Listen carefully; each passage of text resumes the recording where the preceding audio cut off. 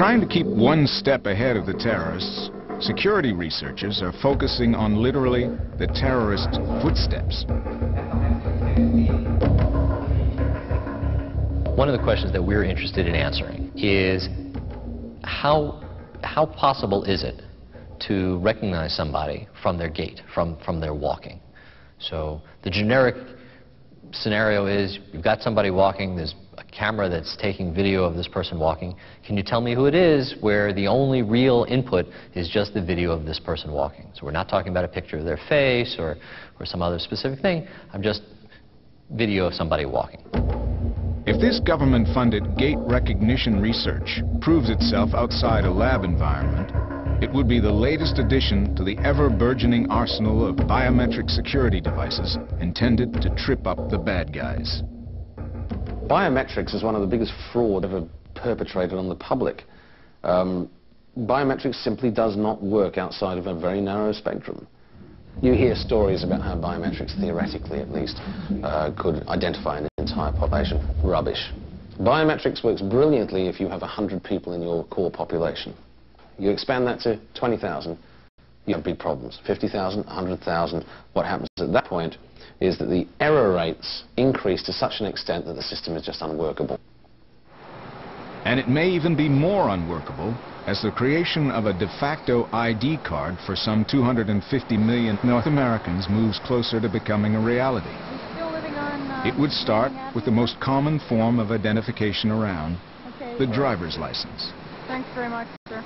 The American Association of Motor Vehicle Administrators wants its members across North America to adopt a hard-to-forge, standardized driver's license ID card. They'd really like it if that card included some biometric identifiers, such as fingerprints or retinal scans. In San Francisco, at a conference on privacy, a proponent for this uniform driver's license ID has come to argue its benefits in front of a skeptical audience. The biggest challenge is how do we uniquely identify an individual in a population of 250 million? What security will be on the card? How much is enough and how much is too much? There are 250 million drivers out there. If we tighten all this up and link the card, the person, and the driver record that's issued, or the driver record that's kept in the state, which is really what we have as a concept, then, of course, invasion of that particular information system becomes a real significant issue. While various state legislatures deal with the association's proposal, the association's Canadian members will have to decide how to deal with this American initiative.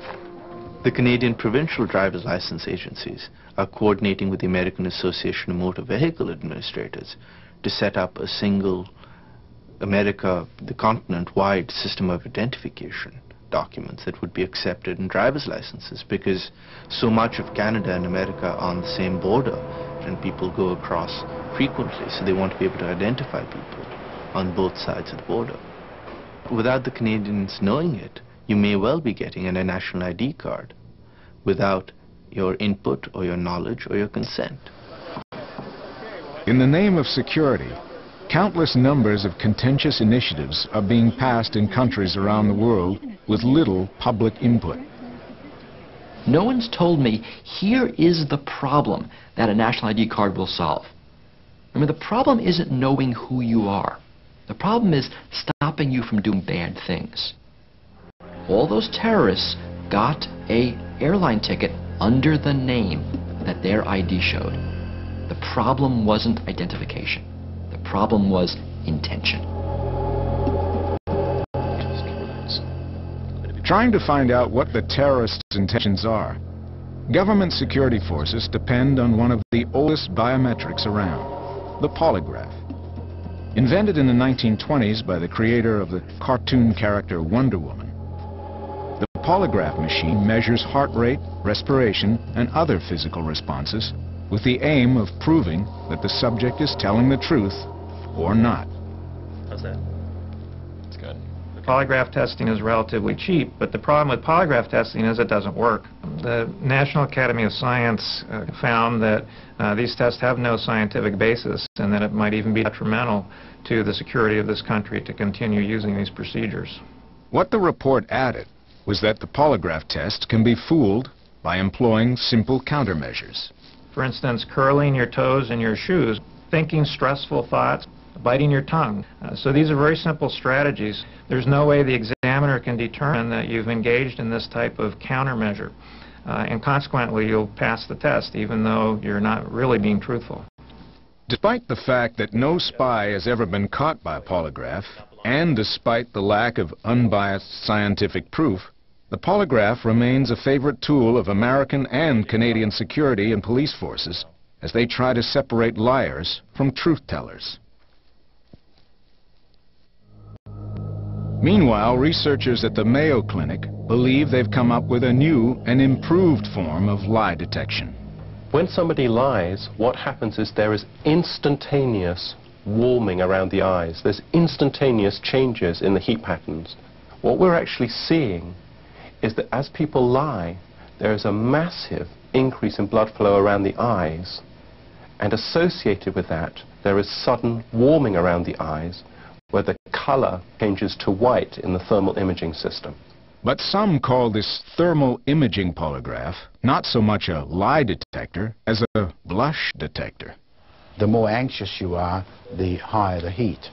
But of course the basic problem with the polygraph is that you cannot distinguish between the anxious guilty and the anxious innocent. Security is considered to be so important that people just accept anything. Well, my thoughts were just Unlike the latest high-tech computer-assisted lie detectors, Dr. Paul Ekman employs his own very human observational skills to detect truth from lying. A terrible liar. Ekman has a reputation as North America's foremost human lie detector. One training procedure we have is to teach people how to spot micro-expressions. Micro-expressions are expressions that last on the face for about a 25th of a second. They are concealed emotions, and I can train anybody to be able to spot them in under an hour. For years, he's been teaching law enforcement personnel around the world how to detect deception. And since September 11th, various military and government counterterrorism groups have sought out his help. We're dealing with a different opponent, people who are willing and eager to sacrifice their life in order to kill as many people as they can. I think we are really naked when it comes to exposure. We don't have a tool that can be used today to catch people who have already made up their mind to engage in espionage and terrorism, or people who might go in that direction at some time in the future. There's nothing that we have.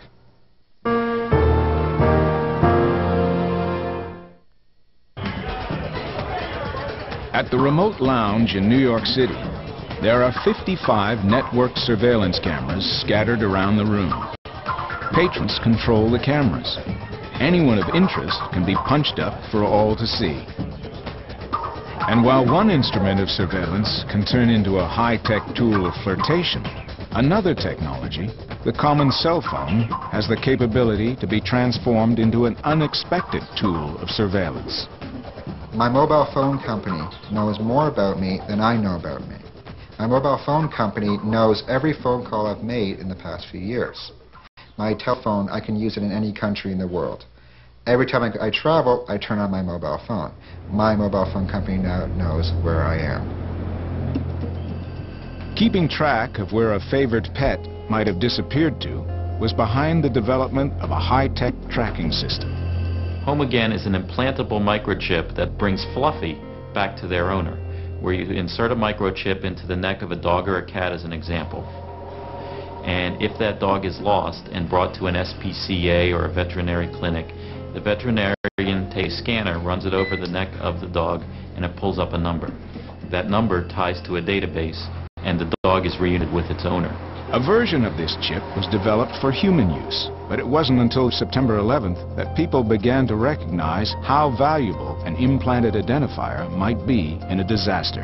As a result of 911, there are now 11 people in North America that currently have a Verichip inside of them, and I am actually one of them. The Jacobs family of Boca Raton, Florida, saw the chip as a potential lifesaver. They expressed interest in being the first chipped family in the world.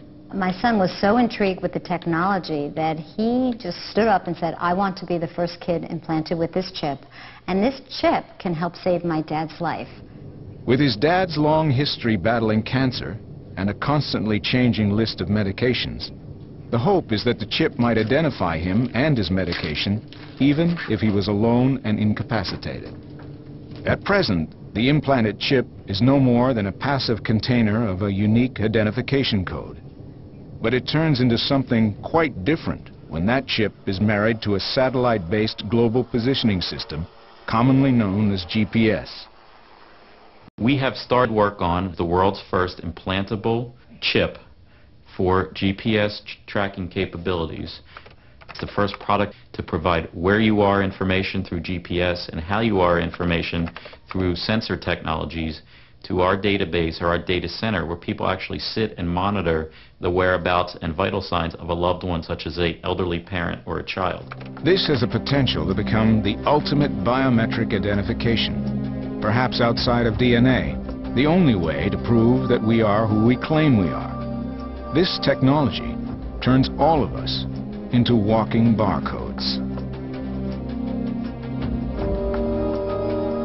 Even if the technology does work, even if it works perfectly, do we really want that type of world where a technology is able to follow you wherever you go, whether you're a criminal or not? Just because a technology is there or is getting there, that is not reasonable. Now they're talking about linking the air security databases with credit agency databases, linking that to your past travel databases, linking it to your bank. When you can link all this information together, just even for a moment, a massive profile is created. We've come to accept profiling as part of the brave new world order of post-September 11th. That's the insidious nature of surveillance. It creeps beyond national borders into the very fabric of our societies, until one day we look around and discover that we've all become security threats. Benjamin Franklin had a wonderful line.